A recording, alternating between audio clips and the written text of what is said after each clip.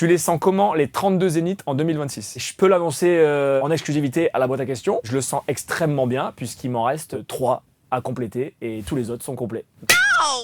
Ow!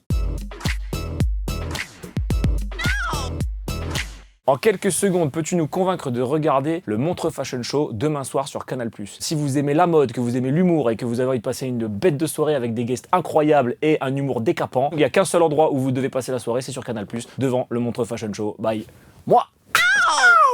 Comment on passe de banquier à youtubeur pour ensuite finir sur scène avec des burn-out successifs. D'abord, tu es à la banque, tu fais un burn-out, tu dis mais en fait j'ai pas envie d'être là et ça m'intéresse pas. Après hop, tu passes à YouTube, tu kiffes pendant quelques temps, après tu fais un burn-out, boum, tu vas sur scène et puis là on va voir quand est-ce que je vais faire un burn-out pour devenir champion de ping-pong. Peux-tu nous parler de ton spectacle Pas comme eux s'il te plaît? C'est un spectacle avec de l'impro, le truc pour lequel je suis connu. On fait en sorte à la fois d'avoir des thèmes engagés, des sujets sociétaux et aussi des moments où on laisse la parole aux gens pour donner des moments un peu mythiques qu'on connaît maintenant sur les réseaux sociaux. T'as libéré quelqu'un? Ah non, parce que je sentais pas bien. T'as pris une verre d'eau Et puis tu l'as laissé dehors. C'est ta meuf?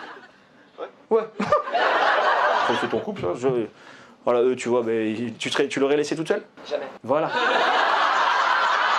L'anecdote d'improvisation la plus dingue que tu aies vécue sur scène, raconte-nous. LDLC de Lyon, 8000 personnes, il y a une nana qui explique que son mec l'a trompée dans un plan à 3 avec son fils. Pendant l'enterrement de son grand-père à elle. Donc là, tu te dis, soit il y a Netflix qui est en train d'écrire une série, soit ça se passe dans le Nord, mais en tout cas, il y a un truc grave qui se passe dans cette famille. C'était quoi le plus fou? Faire les premières parties de Gad Elmaleh ou celle de Redouane Bougueraba? Sois honnête. Faire les premières parties de Gad Elmaleh, c'était un honneur, évidemment, parce que c'était un immense monsieur qui nous a tous inspirés pour faire ce travail. Par contre, faire les premières parties de Redouane, si il faut s'accorder au mot fou, alors oui, faire les premières parties de Redouane, c'est le plus fou, parce que Redouane est certainement un des mecs les plus fous que je connaisse. J'ai une anecdote où juste avant de monter sur scène, il est en train de faire un pari sportif. Il me dit Nino, valide le pari. Il me donne son téléphone, il va jouer, je valide le pari. Et en sortant de scène, il y avait 4000 personnes. Il me dit juste alors j'ai gagné ou pas? C'est ça qu'on veut. C'était comment de remplir l'Olympia en avril 2025? Raconte-nous. C'est fou parce que aujourd'hui je remplis des salles bien plus grandes que l'Olympia, mais l'Olympia elle a une saveur particulière. C'est une consécration, c'est un espèce de tournant dans la vie d'un artiste. Donc l'Olympia ça reste vraiment une soirée incroyable. Et c'est fou parce que les gens en ont rien à foutre que tu fasses le Dôme de Paris à 5000 ou l'Adidas Arena à 6000 ou machin. Ils veulent venir à l'Olympia. C'était comment de se faire clasher par Jarry en plein spectacle? Raconte-nous. Jarry c'est l'homme de ma vie. Qu'est-ce qu'il est chiant, je vais voir son spectacle, je suis tranquille, je suis là, je suis posé. La nana me dit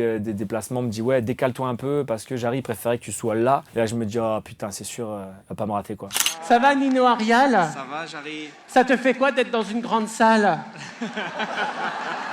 À charge de revanche, Jarry. Bientôt, c'est toi qui viens chez moi et là, tu pourras pas parler, je m'occuperai de toi. La chose improbable à savoir sur Nino Arial. Je suis un très grand fan, et c'est pas une vanne, des One Direction. J'ai même essayé d'aller à leur concert au Stade de France à l'époque, mais j'y suis pas allé parce que j'ai appelé le Stade de France pour avoir une place. Et quand la personne a décroché en face, c'était une dame, elle m'a dit vous voulez combien de places? J'ai dit une seule. Elle m'a dit c'est pas possible monsieur. J'ai dit pourquoi? Elle m'a dit parce que la petite fille pour qui vous voulez prendre la place doit être accompagnée d'un adulte. Ça m'a foutu la honte, j'ai raccroché et du coup je regrette parce que le groupe s'est séparé un peu après et j'ai jamais vu les One D ensemble sur scène, je suis dégoûté. Hop, hop, hop, hop. Mouah.